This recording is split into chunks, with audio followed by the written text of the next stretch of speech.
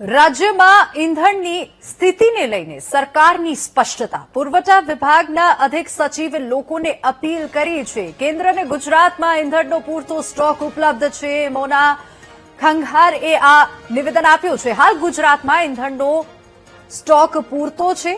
સાથે જ કહ્યું કે લોકોને પૂરતા પ્રમાણમાં પેટ્રોલ ડીઝલ મળતું રહેશે અને લોકોને ગભરાવાની જરૂર નથી. પેટ્રોલ કે ડીઝલના ભાવમાં કોઈ વધારો નહીં થાય અને સાથે જણાવ્યું કે હવે લોકોને માત્ર વાહનની ટાંકીમાં જ ઈંધણ પૂરવાનું રહેશે. બેરલ કે અન્ય પાત્રમાં પેટ્રોલ ડીઝલ નહીં વેચી શકાય.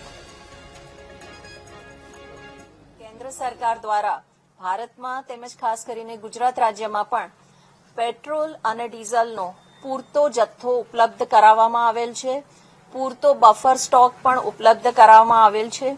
કોઈ પણ પ્રકારનો બાદ પેટ્રોલ કે ડીઝલ ઉપર મૂકવામાં આવેલો નથી અને એ પ્રથમ દિવસથી જ પૂરતા પ્રમાણમાં ઉપલબ્ધ છે.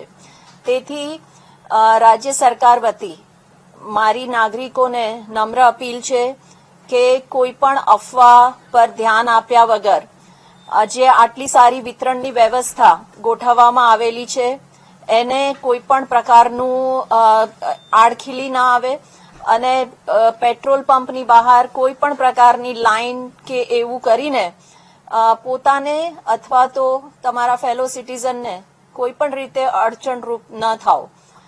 પેટ્રોલ અને ડીઝલના જથ્થામાં કોઈ પણ બાદ નથી અને પૂરતો જથ્થો ઉપલબ્ધ છે. એમાં કોઈ કિંમતમાં પણ કોઈ પ્રકારનો કંઈ પણ ફેરફાર કરવામાં આવેલો નથી અને ભવિષ્યમાં પણ નજીકના ભવિષ્યમાં પણ એવું કોઈ ફેરફાર કરવાની સંભાવના નથી.